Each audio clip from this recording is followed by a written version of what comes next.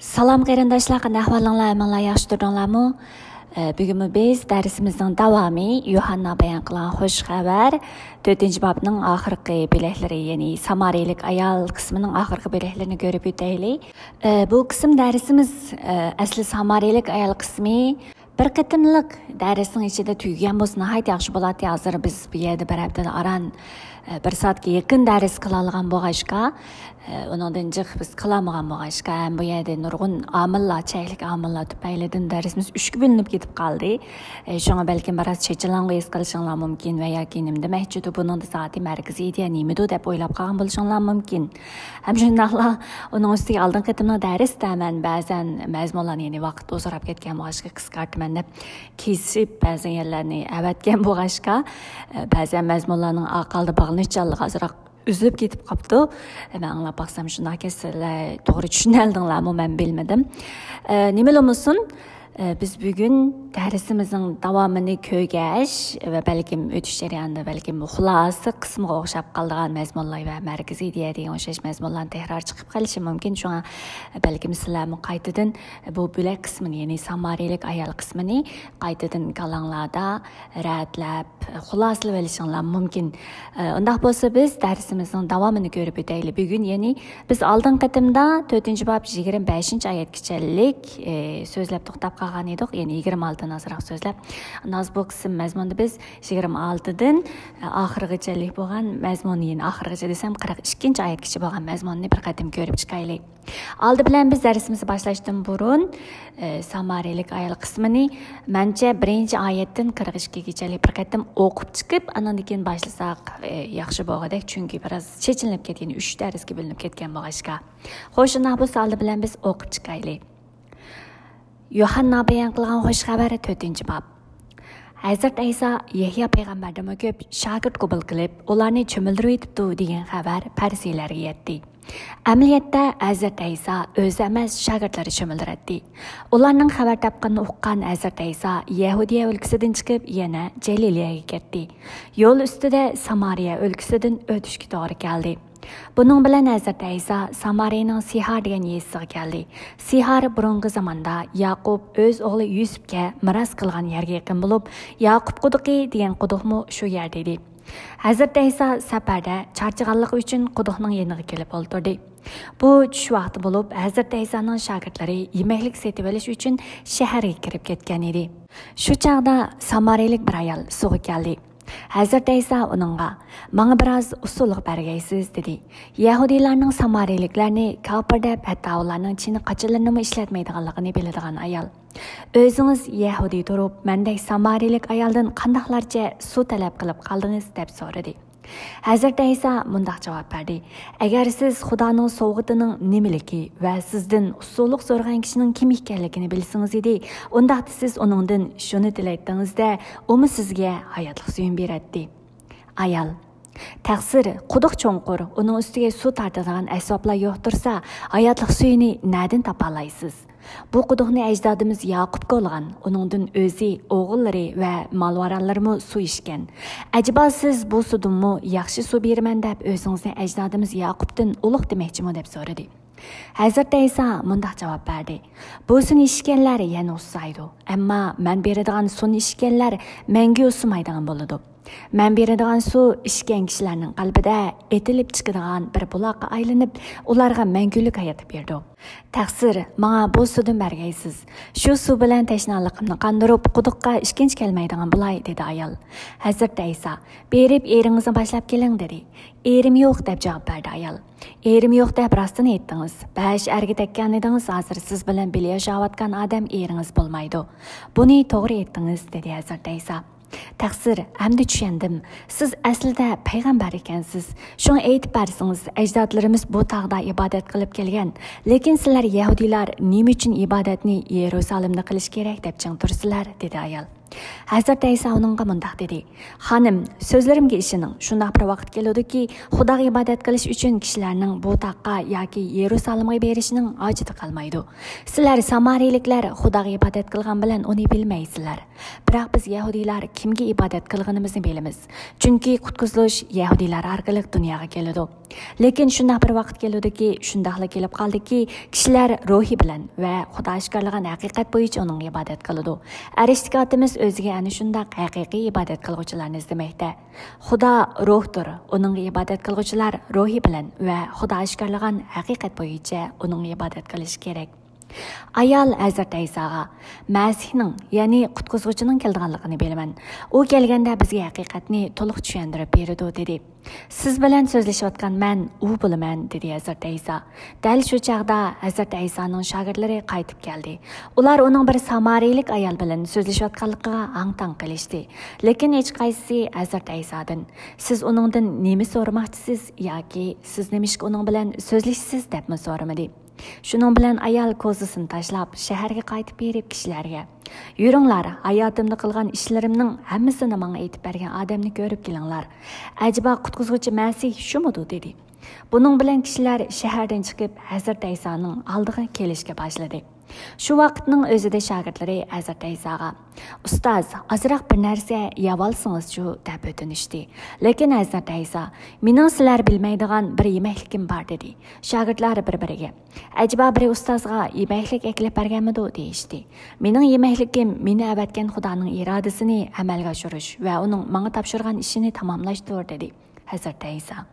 Hazrat İsa shahardan kelayotganlarni ko'z tutib so'zini tamomlashtirib shogirdlarga mundaq dedi: "Sizlar usul yig'ishga yana 4 oy bor deysizlar. Ammo sizlarga aytamanki, beshinglarni ko'tarib etizlarga qaranglar. Ziroatlar sarg'ayib o'rishga tayyor bo'lgandek, bu kishilarmi e'tiqod qilishga tayyor bo'ldi. Xuddi usul yiqichi haqqini yelayotgandek, bu kishilarni menga e'tiqod qilishga yetaklayotganlarmi Xudodan tegishlik inom yelayotdi. Ularning yiqqan usuli bo'lsa, mangulik hayotga erishgan kishilardir. Shunday qilib tarixchi va o'rmachi tang qo'shallandi. Biri teriydi, yana biri yig'di degan tamsil to'g'ridir. Men sizlarni o'zinglar emas, boshqalar emgak singdirgan bir usulni yig'ishga avatdim. Shuning uchun sizlar tayyor bo'lgan bu usulni yiquvchisizlar. Sihariyasidagi nurg'un samariyaliklar yilqi ayolning hayotimda qilgan ishlarimning hammasini menga aytib berdi degan so'zini anglab Hazrat İsa'ga e'tiqod qildi. Shunga ular Hazrat İsa'ning oldiga kelib, uning o'zlari bilan birga turishini talab qilishdi. Shuning bilan Hazrat İsa u yerda 2 kun turdi. Uning ta'lim orqali ham ko'p odam uningga e'tiqod qildi. Ular ayolga: "Bizning e'tiqod qilishimiz endi faqat sizning so'zlaringiz sababidan emas, balki o'zimizning anglaganligidami bo'ldi.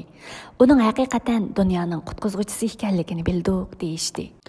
Xo'sh qarindoshlar, biz bugungi darsimizni boshlashdan burun qisqacha oldin qatimliq darsimizdagi mazmunni biroz eslab o'taylik. Ya'ni oldin qatimda biz asosan samariyalik ayolning shu vaqtda ahvolini bir qatim kuzatib ko'rgan edik. Ham shundaqla samariyalik ayolning Hazrat İsa'dan ibodat to'g'risidagi so'ragan savolining arx ko'rinishi, ya'ni samariyaliklarning bu tog'da ibodat qilib kelgan, ya'ni ajdodlarimiz bu tog'da ibodat qilib kelgan, lekin Yahudiylar nima uchun Yerusalimni qilish kerak deb chingturusizlar degan savolining arx ko'rinishini shu vaqtlardagi vaziyat jihatidan bo'lsin va yoki tarixiy arx ko'rinishining qandaqligini biz ko'rib o'tgan edik.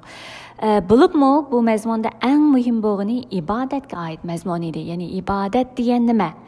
Ibodat haqiqiy Xudo xursand bo'lgan, haqiqiy Xudo kutayotgan, haqiqiy Xudo izlayotgan, haqiqiy ibodat qilguvchilar kimlar? Ya'ni haqiqiy ibodat qilguvchilar, qanday ibodat qilguvchilar deganga o'xshash shunday ibodat va haqiqiy ibodat qilguvchi deganga oid mazmunlarni bir qatim qisqa, nihoyat oddiy holatda bir ko'rib o'tgan edik.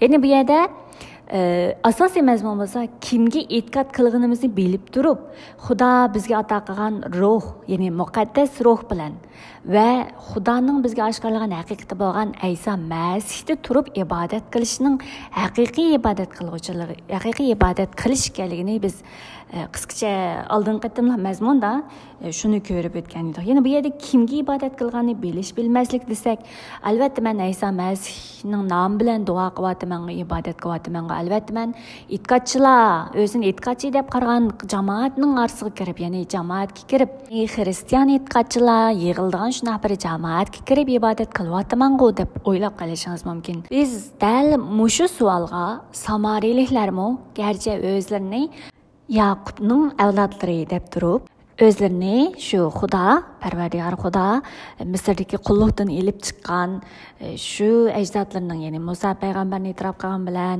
Yaqub payg'ambarni o'zining ajdodlari deb e'tirof qilgan bilan, lekin ularning ibodat usullari, ibodat qilishining Xudoning so'ziga, Xudoning haqiqatiga, Xudoning yetaklagan, Xudo bergan so'zlariga asos qilmasdan, balki o'zlari belgilab olgan o'zlarining usullari, shakllari, o'zining ibodat shu shakllari bo'yicha ibodat qilib, ya'ni ularning ibodatining bo'lsa dal shu dunyodagi shu yot Allahning, boshqa Allahning ibodati bilan farqlanmaydigan shu boshqa yot Allahning ibodatlarini do'rab, shuna ibodat qilganligini, ularning ibodatining bo'lsa Xudo belgilagan, Xudoning yetaklashi bo'yicha bo'lgan ibodat bo'lmaganligini, shunga ular garchi eg'izida shunaq Xudo degan bilan Xudoni tunimaydigan, chunki Xudoning so'zini bilmagachga, Xudoning ta'limlarini bilmagachga, Xudo yetaklagan shu yo'llarni bilmagachga Xudoni tunishdan ham mahrum qolganligini. Chunki Xudo bizni o'zining amrlari orqali, amr farmonlari orqali, o'zining so'zlari orqali bizni o'ziga yetaklaydi emasmi? Lekin Xudoning so'ziga itoat qilmay turib, Xudoning amr farmonlarini tutmay turib, hargiz Xudoga yaqinlashish, Xudoni tunishning mumkin bo'lmaydiganligini. Shunga samariliklar garchi o'zlari xiyolida Xudo bizni Misrdan elib chiqqan Parvardigor Xudo degan bilan shu Xudoni tunimaydiganligini va ibodatining ham butga cho'qinishdan boshqa narsa emasligini bu yerda deb turib, bizni alaydan bizning ibodatlarimizda kimga ibodat qilyapmiz?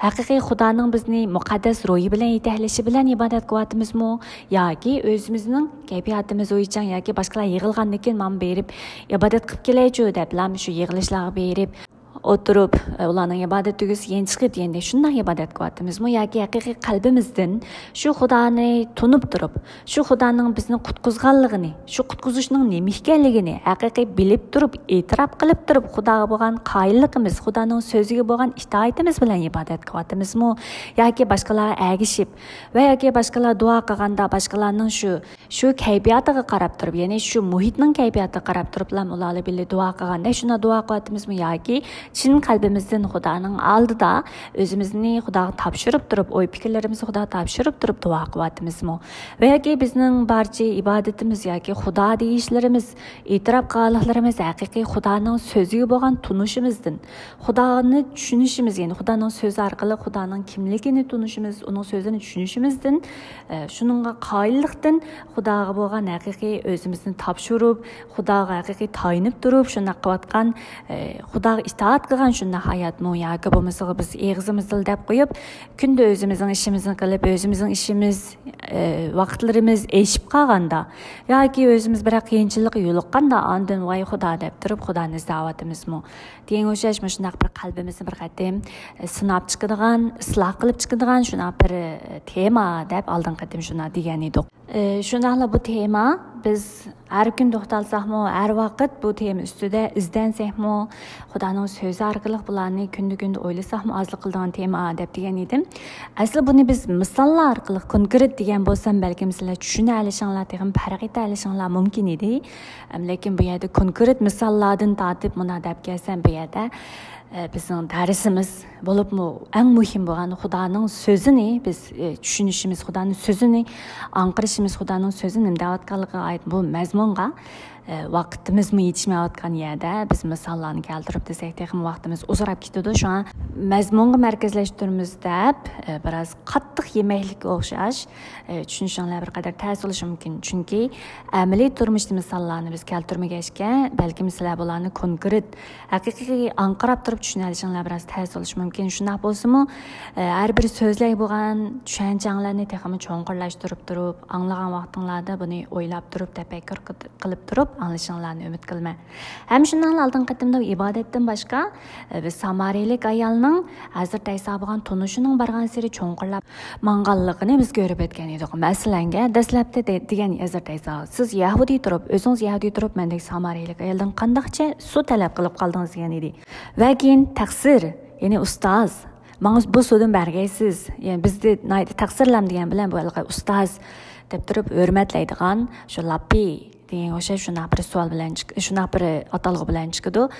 Lappi deb tingan keyin aslida siz payg'ambar ekansiz-da deb turib o'zining qalbidagi shu barliq kechmishlari, o'zining azob oqibatlari mujassamlangan shu 5 erga tekkan edingiz, hozirmi siz bilan yashayotgan eringiz bo'lmaydi degan shu o'zining qalbidagi asritini shuni bir tushungandak, shu o'zi kishilar ko'ramaydigan, ya'ni insonlar ko'ramaydigan ishlarni ko'ralaydiganligini tunib yetgan bu samariylik ayol Hazrat Ayso, siz aslida payg'ambar ekansiz dedi. Chunki ayni vaqtlarda payg'ambar bo'lsa, kishilar ko'ramaydigan, kishilar bilinmaydigan bir dunyoni, ya'ni Xudoning so'zini kishilarga anqiratkizadi emasmi? Ya'ni normal insonlar ko'ramaydigan, normal insonlar anqiramaydigan shunday bir tushunchalarni, ishlarni oldin ola shunday bir, ya'ni kelgusidagi ishlarni bo'lsin va yoki o'tmishdagi ishlarni bo'lsin deb beraydigan kishilardan payg'ambarlar edi. Shunga bu ayol Hazrat Aysoning boshqalar ko'ramaydigan, o'zining qalbidagi, o'zining shu ichki dunyosidagi ishlarni deb berganligidan Hazrat Aysoni bu yerda payg'ambar ekansizda deganligini ko'rgan edik. Hamda shundaqla ibodatga oid mazmunni, ya'ni ibodat qilish to'g'risidagi savolga Hazrat Aysoning javob berganligini va shundaqla bu yerda masih to'g'risidagi gap chiqqan, ya'ni haqiqat degan so'z, haqiqat degan hukm chiqqan vaqtida bu yerda ayol bo'lsa, ya'ni qutqizuvchi masihning kelganligini bilmayman, ya'ni u kelgan haqiqatni bizga to'liq tushuntirib berdi degan vaqtida Hazrat Ayso, siz bilan so'zlashayotgan men u bilman degan vaqtida, ya'ni masih men dal shu sizning tushunchangizdagi qutqizuvchi, dal siz kelishini orzu qilgan, dal siz kutayotgan dal shu masih, ya'ni qutqizuvchi men bo'laman degan qismigacha biz ko'rib tugatgan edik. Amaliyotda ayol bu yerda biz bugun hozirgi mazmunimizda davomli ko'ramiz. Bu yerda ayol endi masih deb turib deganligini, ya'ni 29-oyatda ko'rib kelinglar, yuringlar, ko'rib kelinglar, qutqizuvchi masih shumidi degan so'z orqali bu yerda bu ayolning Hazrat Ayso bo'lgan tunishining texmi cho'nqirlab, texmi Hazrat Ayso bo'lgan to'g'ri bo'lgan tunishni va shundaqla oxirida Hazrat Ayso bo'lgan e'tiqodini biz ham bugungi mazmunda ko'rib yetalaymiz. Xo'sh, undan mazmun kelsak, biz 27-oyat, ya'ni dal shu chaqda, ya'ni Masih bilan, ya'ni Hazrat Ayso bilan ayol so'zlashib, ya'ni Hazrat Ayso dal shu siz bilan so'zlashayotgan men, dal shu siz kutgan qutqizuvchi, dal shu kelmoqchi bo'lgan Masih men bo'laman deb shuna degan vaqtida dal shu chaqda Hazrat Aysoning shogirdlari yemak setib olib ketgan emasmi? Dal shu yemaklikni setib olib kelgan vaqtida ustozining, ya'ni o'zim degan Yahudiylar bilan samariyliklar orasidagi munosabatni biz oldin qatdi bilan uning oldin qatdilarda biz nihoyat aniq tushuntirgan munosabatlarning qandaqligini.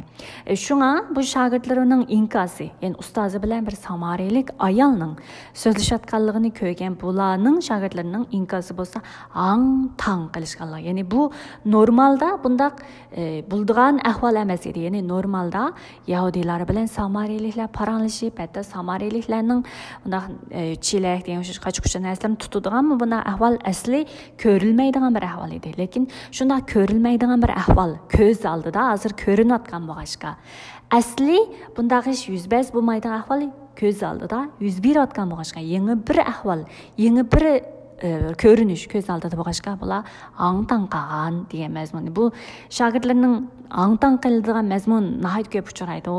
Dal shunday angtang qilishib, lekin ular Hazrat Aysodan hech qanday savol so'rmaganligini, ya'ni siz uningdan nima izlamoqchi? Bu yerda biz asli tilda ko'rgan vaqtimizda siz uningdan nima izlamoqchi? Uningdan nimani izlayapsiz? Uni nimishga izladingiz degan o'xshash, ya'ni uningdan nimani ko'rmoqchi deganga o'xshash shunday bir savol va anandagi ikkinchi savol, siz nimishga uning bilan so'zlashsiz? Ya'ni uningga nima dedingiz degan o'xshash shunday savollarni so'ramidi deb yozildi. Chunki bu yozgan vaqt bo'lsa, bu ish yuz bergandan xeyli keyin Yohanna yozgan xat emas. Yohanna bu ishlarni bilgan bo'lg'achqa keyin uni xotirlagan. Shunga bu Yohannaning nazarida shogirdlar shu vaqtda ustozining o samariyalik ayolning qalbidan nimani ko'rganligini va uningga nimalarni deganligini, ustozning uning bilan qanday paranglarni, qanday haqiqat to'g'risidagi paranglarni u ayol bilan paranglashganligini so'ramidi deb xotirlaydi. Amaliyotda Yohanna buni xotirlagan vaqt bilan bu ish yuz bergan vaqt o'xshamaydi. Shunga buni xotirlaganda Yohanna bu ishlarni eslab turib xotirlaydi-da. Shunga bu vaqtda, ya'ni bu ish yuz bergan vaqtda bu shogirdlar bo'lsa, bu ustozining bu ishlarni qilayotganligining asli tegiga yetmagan, ya'ni tegidan tushamagan.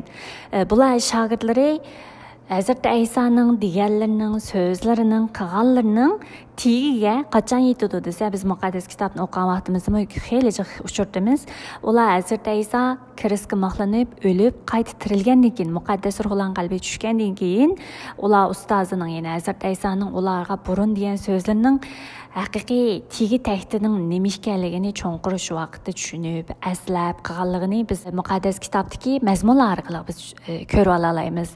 Shunga Yohanna buni xotirlagan vaqtda shogirdlarning ayni vaqtda, ya'ni Hazreti Aysa kirisga mahlanib o'lishdan burun o'zlari bilan birga yashagan vaqtlarda ustozining qilganlarining tegini tushunmaganligini, qanchalik ustozining qilayotganlarining, ustozining, ya'ni Hazreti Aysaning qanchalik Xudoning haqiqatiga bo'lgan, Xudoning podshohligi bo'lgan, shu mehr muhabbati bilan shu vaqtlarda kishilarga qanchalik mehr muhabbati bilan shu haqiqatni yetkazganliklarini shu vaqtning o'zida, ya'ni Hazreti Aysa bilan birga vaqtlarda ularning qanchalik tushunmaganliklarini bu yerda aslab turib, hozir buni xotirlayotganligini biz bu yerda bir tarafdan yana farq etalaymiz, ya'ni his qila olamiz, ko'ra olamiz.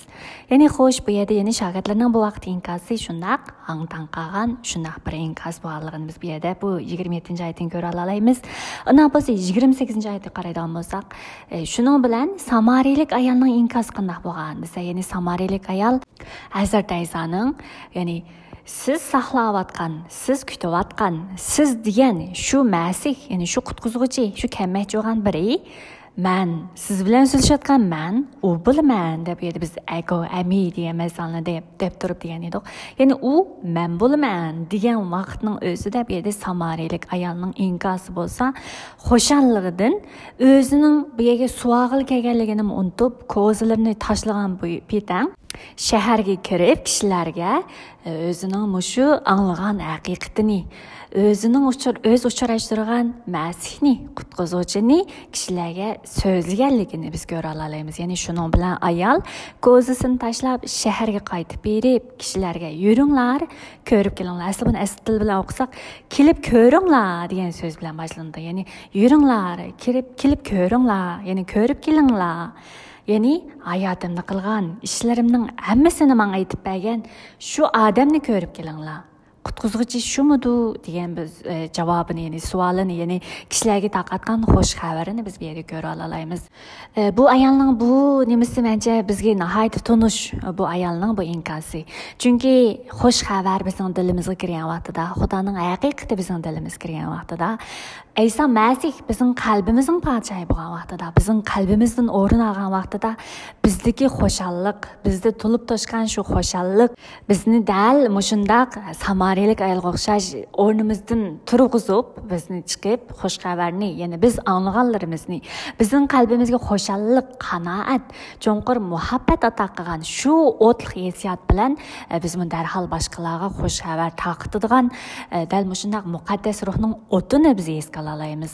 Dal shuningdek bu samariyalik ayolmi haqiqatdan kelgan shu xushallik bilan Hazrat Aysani tunishdan kelgan shu xushallik, dal shu haqiqatning o'ti bu ayolni barcha amishlarni unutilg'izib yugurgan paytdan shu xushallik ichida o'zining burungi holatini, ko'na hayotini unutib, ko'na hayotini tashlab yangi bir qiyofatda. Chunki qanday edi bu ayol basharga tekkan va 6-ar bilan birga yashayotgan jamiyat to'pidan, kishilar to'pidan ayrim qolgan kishilar bo'lsa yomon atoqlar bilan, yomon qarashlar bilan o'zini bu ayoldan chetga qoqadigan. Bu ayol, ya'ni jamiyatdan ayrilib, jamiyat to'pidan, kollektiv kollektivden ayrılıp kalgan şundaq bir ayal idi. Yani cemiyetdeki obrazını biz aldan qatim deb ötken. Şunun o'xshash şundaq bir obrazdagi, şundaq bir kon hayatını unutup, bu ayal hazır hatta suğa chiqqanligini unutup, şu haqiqatning o'ti bilan yugurgan paytdan dal shu o'zini chetga qaqqan va yoki o'zining o'zi bilan bir orliq saqlab qolgan shu kishilar to'pining orasiga yugurgan paytdan kelib, haqiqatga guvohlik berganligini biz ko'ra olamiz. Ham biz bu yerda diqqat qiladigan bundaq bir mazmun bor, ya'ni kelib ko'ringlar degan mazmun 29-oyatdagi yuringlar, kelib ko'ringlar, ya'ni ko'rib kelinglar degan. Esinglarda bormiki, biz Yuhanna bayon qilgan xush xabarni ko'rgandan boshlab oldingi 3 bobning ichida mushuning o'xshash jumla bir necha qatam uchraydi, ya'ni kelib ko'ringlar, kelib ko'rib boq degan o'xshash. Nada desa, birinchi bob 39-oyatda, ya'ni Yahyo payg'ambarning ishki shogirdi, ya'ni ishki shogirdining birisi kimdi? Petrosning enisi Andar edi. Ya'ni shu ishki shogird Hazrat Aysoning keynidan minib, "Rabboni, qayerda tursiz?" degan vaqtida Hazrat Ayso "Kelib ko'ringlar" deb turib, ularni, ya'ni o'zi turgan joyga boshlab olgan, ular uning qayerda turganligini ko'rgan va Hazrat Ayso bilan birga shu kunni o'tkazgan deganlikni biz ularning e'tiqod qilganligiga oid mazmunni biz so'zlab o'tgan edik. Ham shundaqla Nataniyal, ya'ni Filip Nataniyalga biz Ayso Masihni topdik, biz Masihni topdik. Ya'ni birinchi bob 45-oyatda Filip Nataniyalni tepib uningga Musa payg'ambar Tavratda oldin aytgan, boshqa payg'ambarlarning tilga olgan qutquzuvchi Masihni topdik. U Yusufning o'g'li Naziralik Ayso ekan degan vaqtida Nataniyal, Naziralikmi? Ashu kichik shahardan mushunday yaxshi ish chiqarmi degan vaqtida Filip Nataniyalga kelib ko'rib boq degan edi emasmi? Va Nataniyal Hazrat Aysoni ko'rgan, ya'ni Hazrat Aysoni oldiga borgan va shuning bilan Ustoz, siz shaksiz Xudoning o'g'li Isroillarning podshohi ekansiz deb e'tirof qilgan edi. Ya'ni Ayso Masihga e'tiqod qilib, uningga shogird bo'lgan edi. Dal mushunga o'xshash, bu yerda kelib ko'ringlar, kelib ko'rib boq degan mazmunlar orqali bu yerda Hazrat Aysoning dastlabki shogirdlarining guvohligi, haqiqatga chaqirganligi, kishilarga bo'lgan guvohligiga oid mazmunlarni ko'ra olamiz. Shuningdek, bu yerda samariyalik ayolmi ayni vaqtda Hazrat Aysoning shogirdiga o'xshash shunday bir rolni, shunday bir vazifani o'taganligini biz ko'ra olamiz. Bizdimizmi Hazrat Aysoga ergashgan ayollarmi borlig'ini biz ko'rgan Maryam va yana Maryam, Marta bilan Maryam va Suzanna degan o'xshash. Shuning o'xshash bu yerda samariyalik ayolmi, ya'ni Samariyadan bu yerda Hazrat Aysoning bu yerda ayol shogirdlik rolini bu yerda o'taganliklarini biz ko'ra olamiz. Ya'ni xush xabar taqdib haqiqatga guvohlik berganligini, haqiqatning oldiga bu kishilarni yetaklaydigan shunday bir rolni bu yerda o'taganligini biz ko'ra olamiz. Oxirini biz zamlab ko'rsak, shuning bilan kishilar shahardan chiqib Hazrat Aysoning oldiga kelishdi. Mushunga o'xshashamiz, ya'ni Filip Nataniyalni chaqirgandimi, shunday bo'lgan, kelib ko'rib boq deganki Nataniyal Hazrat Aysoning oldiga kelgan va Hazrat Aysoni e'tirof qilgan edi. Shuningdek, bu ayolning so'zi bilan, ya'ni kelib ko'ringlar, hayotimda qilgan ishlarni hammasini menga aytib bergan kishini ko'ringlar degan o'xshash shu guvohligi bilan kishilar shahardan chiqib Hazrat Aysoning oldiga kelishga boshlagan. Dal mushunga o'xshash mayli samariyalik ayol bo'lsin, mayli dastlabki shogirdlari, mayli Filip, mayli Nataniyal, mayli Simonning enisi Andarning qilganliklari orqali bo'lsin biz nimani ko'ra olamiz desak, muqaddas ruh bizning qalbimizga kelgan, ya'ni haqiqat bizning qalbimizdan o'rin olgan vaqtida, biz Xudoni tunigan vaqtimizda shu haqiqatning o'ti qalbimizda etilib chiqib boshqa yerlarni tutashtirganga o'xshash va samariyalik ayolnikiga o'xshash haqiqat bizning qalbimizga kirganda Hazrat Ayso dedi emasmi? Kishilarning qalbida etilib chiqadigan bir buloqqa aylanib, ularga mangulik hayotlik berdi. Dal shunga o'xshash quduqdan suv shunday etilib chiqqanga o'xshash bizning ichimizdan shu haqiqat dal sirtimizga eqib chiqadi. Ichimizda turmay darga sirtimizga eqib chiqib kishilarni sug'urganga o'xshash. Atrofimizga kishilarga darhol shu vaqtda biz haqiqat, ya'ni haqiqatdan kelgan xo'shallik ichida, haqiqatdan kelgan hayajon ichida kishilarga dal shu haqiqatni taqatmay tura olmaymiz. Buni biz muqaddas kitobdagi, ya'ni Hazrat Aysoning shogirdlarining qilganliklari va dal bugun ko'rganimizdek samariyalik ayolning qilganliklari orqali biz ko'ra olamiz. Ular doim o'zining qalbiga tushgan shu haqiqatning o'ti bilan, haqiqatning shu kuchi bilan, haqiqatga bo'lgan shu haqiqatdan kelgan shu xo'shallik bilan Ender bo'lsa aksi Simonga, Filip bo'lsa Nataniyelga, hamda Samariyalik ayol bo'lsa o'zining billi yurtidagi, o'zining billi turayotgan shu yezidagi, shahardagi barcha kishilarga shu xushallikdan qiyinga patmay, shu kishilarga bu haqiqatni jakarlaganligini biz ko'ra olamiz. Shuning uchun haqiqat bizning qalbimizga kirganda vujudimizdan etilib chiqadi. Shunga biz qarindoshlarning haqiqatni tungan siri, haqiqatga bo'lgan tushunchasining cho'nqilashgan siri buni atrofidagi kishilarga bu haqiqatni ham to'xtamay yetkazishini, atrofdagi kishilarga to'xtamay guvohlik berishini va bu guvohlikning bular bizga elib kelgan xushalligini, bizga ko'rsatgan Xudoning shon sharafini, kuch qudratini biz ham es qila oladiganligimizni shu mazmunlar orqali ham biz ham ko'rib o'talaymiz. Xo'sh, biz davomiga kelaylik. Shuning bilan kishilar bu Hazrat Ayso oldiga kelgan emas, oldiga kelishgan va yana shu vaqtning o'zida shogirdlari Hazrat Aysoga ustoz azroq bir narsa yeb olsangiz shu deb o'tinishgan. Ya'ni ular shaharning qilib ketgan yemak setib olib ketgan va ular kelib ustozning Samariyalik ayol bilan paranglashayotganligini ko'rib hang-tang qilishgan. Va shuning bilan Samariyalik ayol yugurgan bitan shahar kirib kishilarni chaqirg'ili ketgan vaqtida bo'lsa, bular o'zining qo'lidagi yemakligini ustozga sunib, ustoz biroz yeb olsangiz shu narsa yeb olsangiz shu degan vaqtida Hazrat Ayso mening sizlar bilmaydigan bir yemakligim bor deb javob berdi. Shuning bilan shogirdlar ajibo bir ustozga yemaklik kelib berganmidi deb shunday deb o'zlari ichida shunday deyishganligini biz bu yerda ko'ra olamiz. Endi bu mazmun orqali biz nimani ko'ra olamiz desak, shogirdlari shu vaqtda o'zining qilmoqchi bo'lgan ishi nimati? Ustozini tashlab qo'yib o'zlari bo'lsa yemaklik olib kelib ustozga yemaklik berish bularning hozirgi shu vaqtning o'zida kuchli vaqt bo'lg'achqa qilmoqchi bo'lgan ishi deb qaragan emasmi?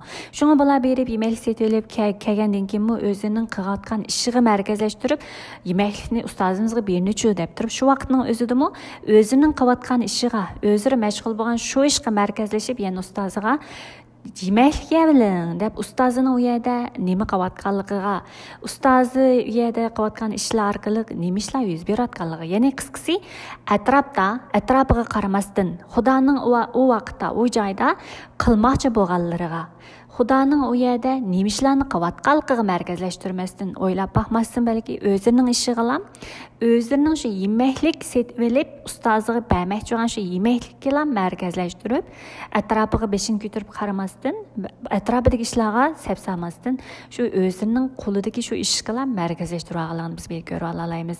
Buni yana ostidagi mazmundami qaytadan takrorlab o'tamiz. Shunga endi Hazrat Ayso deymiz, bular o'zining ishi bilan mashg'ul. Bular yemaklik bilan mashg'ulda. Shuning bilan Hazrat Ayso deydi, mening sizlar bilmaydigan bir yemakligim bor deb. Biz insonlarni tadqiq qilgan vaqtimizda inson ruh va tandan tuzildi emasmi? Tan bo'lsa biz oldin qatimladim dedik va Instagramda men shuningga oid mazmunni azroq chiqargan, shu men uni takrorlab o'tmay. Inson ruh va tan deb turib, tan albatta shu yemaklik orqali uzuqlik qabul qilib, shu orqali immunitet kuch paydo qiladi deb turib. Va ruhchu. Aniq bo'lsa ruh nimadan uzuqlik oladi? Ruhmu amaliyotda uzuqlik oldi emasmi? Ruhiyatimizmi uzuqlik qilib, ruhiyatimizmi sug'urilib degandek. Hamda bu ruhiyatimizning kuchi bilan, ruhiyatimizdagi shu arzu-armonlarning turtkisi bilan, shu arzu-armonlar orqali biz uzuqlik qilib va ruhiyatimizdagi shu xo'shalliklar orqali biz uzuqlik qilib, kuch olib, hayotimizning yo'nalishi bo'lsin, hayotimizning ma'nosi bo'lsin, xo'shalligi bo'lsin, shunday narsalar orqali biz ruhiyatimizni qondiramiz, shunaqku. Endi hozirgi davrlarga qaraydigan bo'lsak, biz burungi davrlarga o'xshash uzuqlik, yemaklik kam shuna davrlar emas. Yani burungi vaqtlarda bo'lsa, qursig'i to'ysa va yoki uchisi yalang'och qolmaslam, shunda xo'shal yashaydigan vaqtlar bo'lsa, hozirgi davrimiz bo'lsa, uchimiz yalang'och qolmaydi va qursig'imiz ham och qolmaydi normal ahvollarda. Shunga insonlar o'zining qalbidagi xo'shalligi, istak, xohishini asos qilib, barakas qilib yashaydi hozirgi vaqtlarda. Shunga o'zlari nimani xo'shalik deb his qilsa, shuni agishib, o'zlari nimani isil yashash deb qarasa, shuni qo'g'lishib yashaydi degan o'xshash. Dal shunga o'xshash hozir kishilar shu ma'naviyatni, o'zlarini shu ma'naviyatini bo'lsa, xo'shalik, istihoyish, arzu deb turib, shu dunyodagi o'lchamlar bo'yicha ko'proq o'zining ruhiyatini, qalbini xush qilishni markaz qilib yashaydi insonlar. Endi bu yerda nihoyat muhim mazmun chiqdi, ya'ni qalbini, ruhiyatini xush qilib yashaydi dedim. Amaliyotda Xudoni tonimaydiganlar, ruhiy o'liklar ana shunda qalbining xo'shalligi, ya'ni o'zlarining xo'shalligini izlab dunyoga tava go'zalliklar, dunyoga tava shunda huzurlar, aram baxsh etadigan narsalarni izlab, shu narsalarni qo'g'lishib yashasa, unda bo'lsa Xudoni tunib, Xudo bilan yarashib olganlar, Xudo o'zining ruhini ato qilib, ruhiyatidan, ya'ni qoidadan tirilishni ato qilgan insonlar bo'lsa, albatta ruhiyatdagi, ya'ni Xudo bilan bo'lgan munosabat, Xudoni tunish orqali hayotiga bo'lgan ma'no, hayotining qadr-qimmatining qanday ekanligini va Xudoning o'zini chaqirgandagi irodasining nima ekanligini, Hazrat Aysoning, ya'ni qutqizguchining o'ziga ato qilgan bu hayot qanchalik qimmat hayot ekanligini tunish orqali, Xudoning oldidagi o'zining vazifasini, burchini tunish orqali o'zining hayotini, ya'ni bu dunyolikning bir safar, ya'ni bir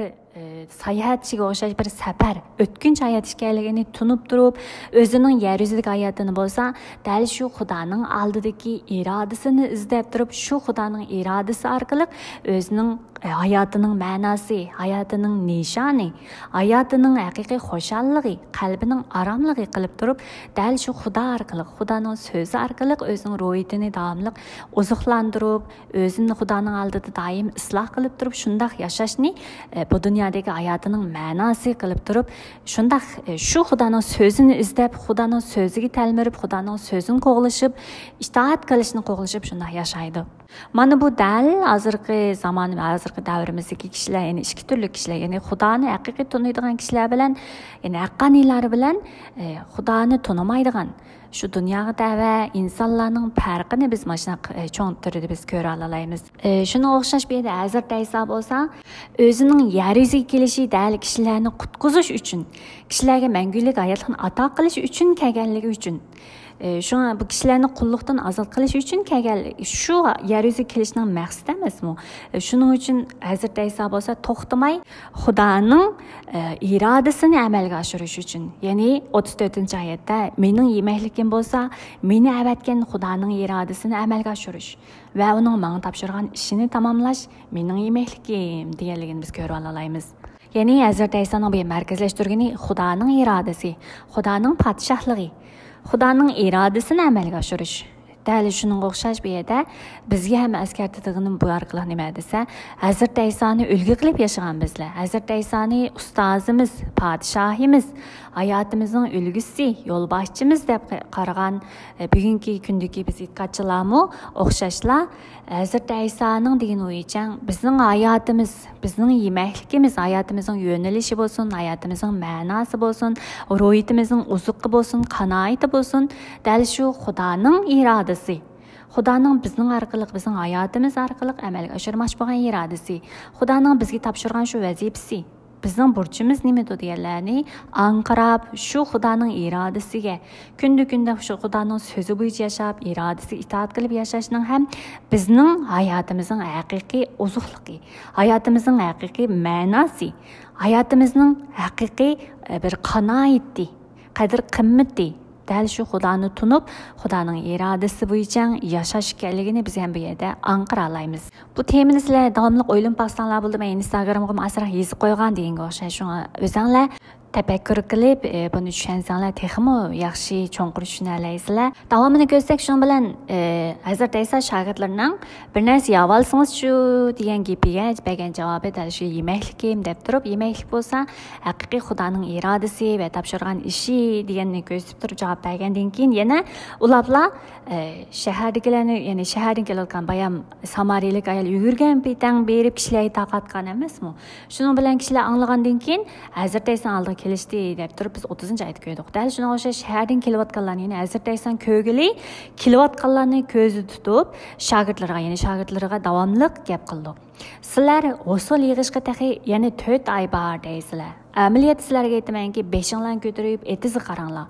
Ziroatlar sarg'ayib, o'rishga tayyor bo'lgandek, bu kishilarmi e'tiqod qilishga tayyor bo'ldi deydi. Endi bu yerda beshinglarni ko'tarib, etizni qaranglar degan gap orqali biz bayon dedik. Shogirdlar bu yerda o'zlarining qilmoqchi bo'lgan ishi vazifasini ma'lum yemaklik setib olib, yemaklik kelib ustozga berishi deydi. Shunga bu shogirdlar izchil o'zlarining shu yemakligi bilan mashg'ul bo'lgan vaqtida Hazrat Ayso mening yemakligim Xudoning irodasini amalga oshirish deb turib, haqiqatga bularning ko'zini, bularning o'y fikrini haqiqatga yo'tkigan edi. Va shundan haqiqat yo'tkab turib davomlashtirgani beshinglarni ko'tarib edizi qaranglar. Ya'ni o'zinglar qilayotgan ish qil markazlashtira olmay, hozir Xudo nima ish qilyotdi? Atrofimda Xudoning qilayotgan ishlari, ya'ni qilayotganlari nima? Xudo hozir bu mush ishlar orqali nima ishni amalga oshirmoqchi? Shular yana ko'zinglarni ko'tarib Xudoga markazlashtirib beqinglar, Xudo qilayotgan ishni qarab beqinglar, hargiz o'zinglarning ishi qilib mashg'ul bo'lmanglar degan o'xshash bir gapda. Shuni deydi. Chunki bu yerda hosil yig'ish qilgan 4 oy bor deb. Bu degan nima desa, sizlar tushunishinglar mumkin. Dehqonlar, masalan, bizning vatanimizda buğday teriden vaqt, yani bahar kelib, qanchincha ayda yerlarni ag'dirib, qanchincha ayda kevazning urug'ini qanchincha ayda chechish, buğdayning urug'ini qanchincha ayda chechish va buğday qanchincha ayda pishgandan keyin qanchincha ayda yig'ish degan o'xshash bundaq nimalar kalendarlar dehqonlarga nihoyatda quyilib ketgandek biladi-da hammasi. Ikkinchi ay keldi, noz yerlar ag'dirib, terishga tayyorlik qilaylik. 3-chi ay keldi. Undaq bo'lsa, mavining urug'ini chechaylik. Degan o'xshash har qanday bir dehqonchilik mahsulotlarining urug' chechadigan vaqti va uning o'sal beradigan vaqti, yig'ib olish vaqtlari bor emas, muqim bo'lgan. Muqim deymiz endi. Shundaq vaqtlar deb turib dehqonlar o'zlari tasavvur qila oladigan shundaq vaqt bor. Ya'ni muqim bo'lgan shundaq tushunchasi, hukmi bor degan o'xshash. Endi bu yerda hozir deydi, g'usul yig'ishgan 4 oy bor. Masalan, shu bug'doy desak, bug'doyni biz ayni vaqtlarda vatanimizda 6 ayning boshlarida bug'doy o'raydigan vaqt, ya'ni 6 ayda bug'doy o'raydigan vaqtlar edi. Bug'doylar bosh chiqarib, u yana birdan sarg'aygandan keyin pishgan vaqtda darhol uni nurg'un dehqonlar yig'ilishib, o'rta holatda bug'doyni o'rib qiladi. Ya'ni pishgan vaqtda darhol yig'ib olmasa, bug'doyning boshqa tushib ketadi yoki qushqashlar yeb ketadi degan o'sha shunaqa emasmi? Shunga o'xshash ham dehqonchilikning o'zining bir qonuniyati bor degan o'xshash. Ana shunday kishilar o'zining shunday muqim bir, ya'ni qonuniyatli holatda shunday bo'ladi-ku degan o'sha shunday bir muqim tushunchasi. Shu yetilib qolgan ko'z qarashlari, yetilib qolgan shu vaqt qarashlari, masalan, pishadigan yana munchalik ay bor degan o'sha shunday qarashlari bor emasmi? Shuni misol qilib turib, yerda hozirda esa shogirdlarga deydi. Beshinglarni ko'tarib qarab beqinglar. Ziroatlar sarg'ib o'rishga tayyor bo'lgandek, bu kishilarmi e'tiqod qilishga tayyor bo'ldi deb, oldiga kelayotgan shu samariylik kishilarni dal shu usulga o'xshatadi. Ya'ni yig'ib olishga tayyor bo'lgan, ya'ni pishib ketgan, sarg'ib pishishga tayyor bo'lgan, ya'ni pishib o'rishga tayyor bo'lgan shunday mahsulotga misol keltirib, samariyliklarni shunday deb bu shogirdlarga ko'rsatadi. Ya'ni nima demoqchi desa, Xudoning qilayotgan ishi qaranglar. Xudo hozir nima qilyapti? Shuning diqqatinglarni, shuning boranglar, beshinglarni ko'tarib qarab beqinglar. O'zinglarning muqim qarashlaringlar, o'y fikrlaringlarda so'linib yashayvermanglar degan o'xshash shu bir bu yerda ideyani bizga ko'rsatganligini biz ko'ra olamiz. Ham shunal 36-oyatda xuddi usul yiqchi haqqini elayotgandek, bu kishilarni menga e'tiqod qilishga yetaklayotganlarmi Xudodan tegishlik inom elayotdi deb. Bu kishilarni menga e'tiqod qilishga yetaklayotganlar. Bu yerdamda usulni kim dedik? Usulni bayon Samariyadan kelayotgan kishilarni dal shu mahsulot, ya'ni usulga misol qilgan, tamsil qilgan edi. Unda bu kishilarni yetaklashga, e'tiqod qilishga yetaklayotgan kim? Samariyalik ayol. Hamda ularning yiqqan usuli mangulik hayotga erishgan kishilardir deydi. Ya'ni bu kishilar, ya'ni usul bayon dedik, shu samariylik kishilar. Samariylik ayolning gapini anglab kelgan kishilar. Bularning erishgani nima desa, mangulik hayotlikqa erishishdir degan o'xshash shu mazmunni da'vatadi. Hamda shunday qilib tarixchi va o'rmichi tang qo'shilindi. Unda tarixchi kim u? O'rmichi kim u? Buni biz tushunishimiz kerak. Bu tarixchi bo'lsa, ya'ni Xudo. Bugungi kunda bo'lsa Xudo muqaddas ruh orqali allburun bizning qalbimizga, ya'ni Xudo o'zi tanlagan kishilarning qalbiga o'zining urug'ini chashquchi dal Xudodir. Hargiz inson emas, hargiz siz emas, balki Xudo. Xudo o'zining haqiqatini qalbiga solganlar, andan keyin Xudoning oldiga kelalaydi. Siz har qancha xush xabar yetkazib u odamga shu qadar ishkidek so'zlayapsizmi, u odamga Xudo o'zi urug' chashmasa, u odamning qalbini Xudo o'zi, ya'ni qalb etisini Xudo o'zi yumshatib urug' chashmasa, siz har qancha Xudoning so'zini u odamga to'kayapsizmi, u odam Xudoning oldiga kelamaydi. Shuning uchun tarixchi bu yerda Xudo o'zi, ya'ni muqaddas ruh hisoblandi. Ondan so'ng o'rmich kim u? O'rmichini biz muqaddas kitobning o'zida biz jiq ko'rgan. Ya'ni o'rmichi Hazrat Ayso, ya'ni o'rg'oq solg'uchi dal Hazrat Aysoning o'zidir. Shunga bu yerda ya'ni Xudo va Hazrat Ayso bu yerda tang xo'shallanayotganligini, bu kishilarga qarab, haqiqatni oldiga kelgan kishilarga qarab xo'shallanayotganligini bu yerda da'vat etdi. Ya'ni Xudo haqiqiy o'zini izlab kelguchilarni ko'rib qanchalik xushal bo'layotganligini bu yerda tasvirlayotdi. Bunda Xudoning xo'shalligiga oid mazmun muqaddas kitobni oid ko'p uchirtimiz. Vaqt munosibatilar men bir so'zlab o'tmay. Ham 37-oyatga qarasak, bir teriydi, yana bir yig'idi degan tamsil to'g'ridir deydi. Hamda men sizlarni o'zinglar emas, boshqalar emgak singdirgan bir o'solni yig'ishga avatdim. Shuning uchun sizlar tayyor bo'lgan bu o'solni yiqishidirsizlar.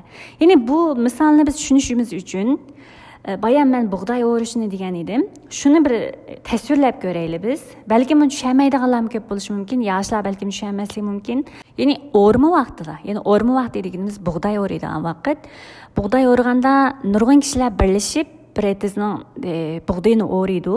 Balki buni cho'nglar bilishi mumkin. Biroqlam o'rib tugutish kerak emasmi? O'raydi va o'rib o'rniga tashlab qo'ydi emasmi? O'rniga tashlab qo'ysa, oqidan birisi kelib uni bog'laydi. Bog'lab buni biroqlam oxirsida yig'ib xamonga obordi emasmi? Dal shuni tasavvur qilib, hozir bu mazmunni tushunishimiz kerak. Undan so'ng bu yerda tarixchi Xudo bo'ldi. O'rg'ichi kim u?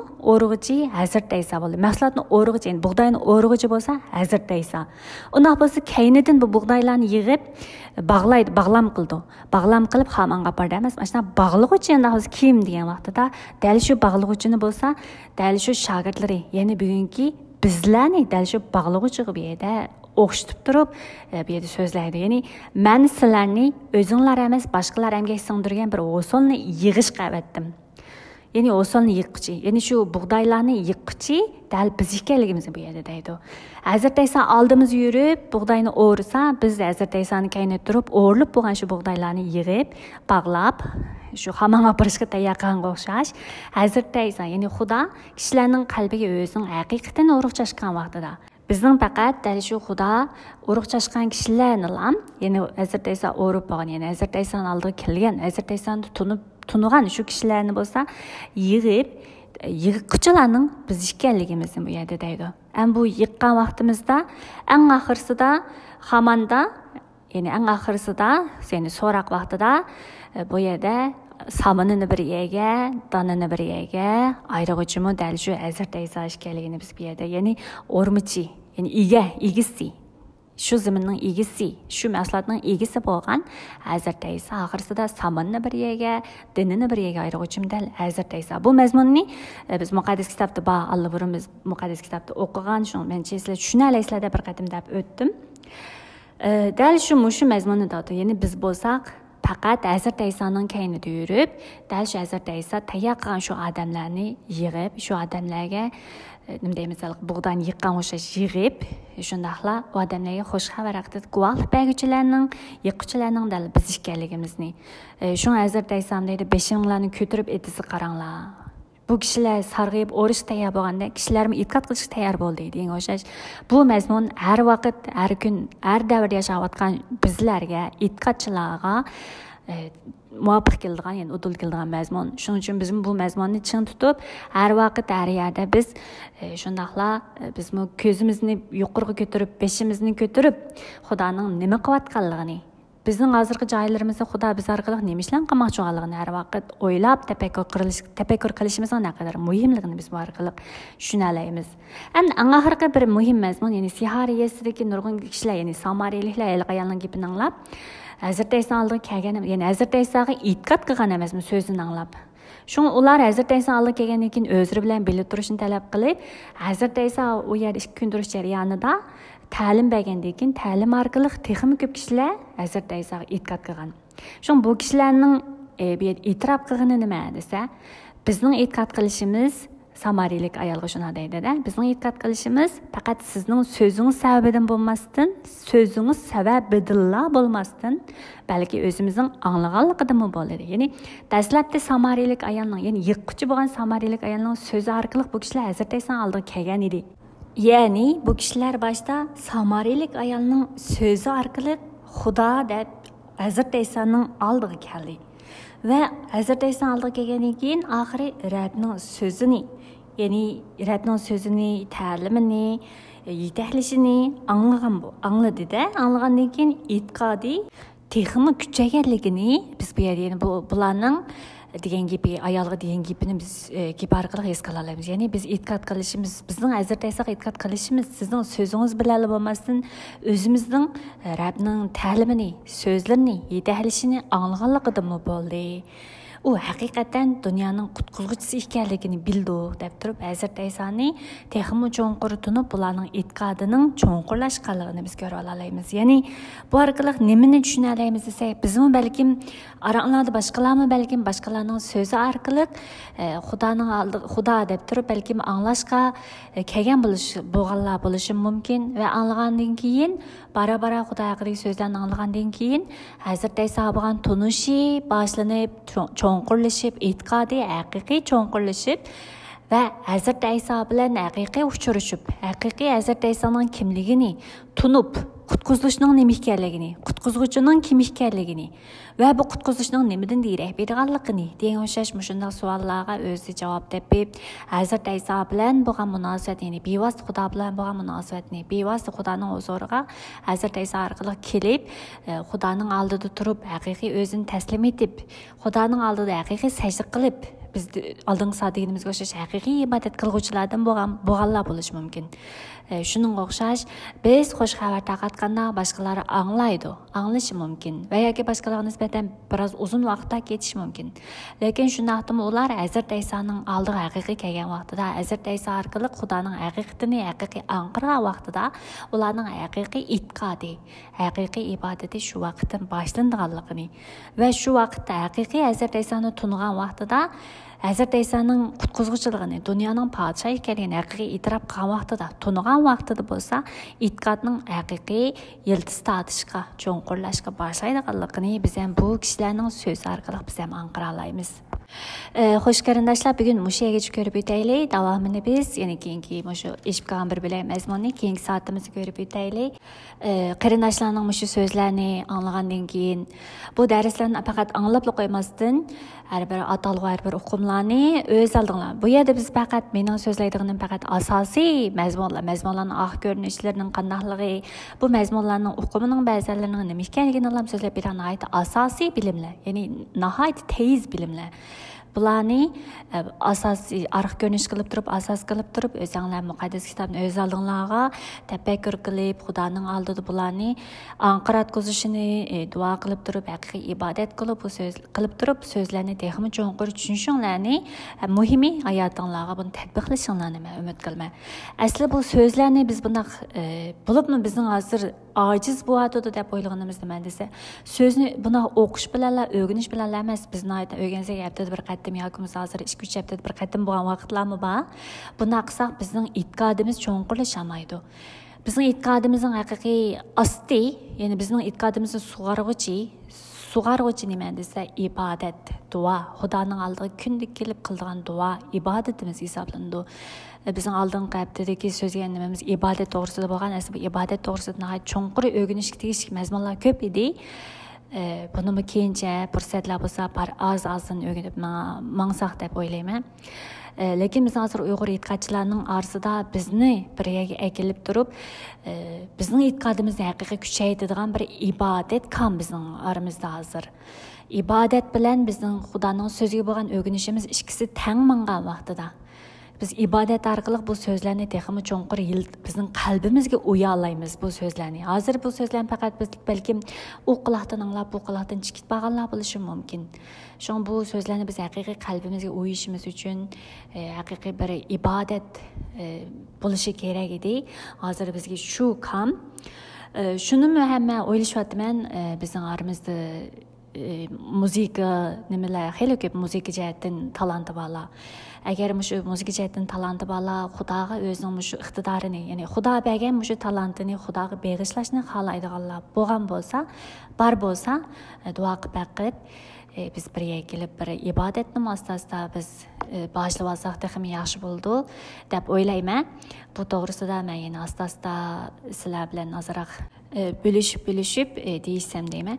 Chunki hozir men yolg'izning quvvatimiz biz birlikda asli. Biz birlikda hammamiz o'zimizning Xudoning har birimizga bergan iqtidorlari va ya'ni bir jamoat biz ham bir tan bo'lsak, ba'zilarimiz qo'lning, ba'zilarimiz og'izning, ba'zilarimiz ko'zning rolini o'ynaymiz degan o'xshash.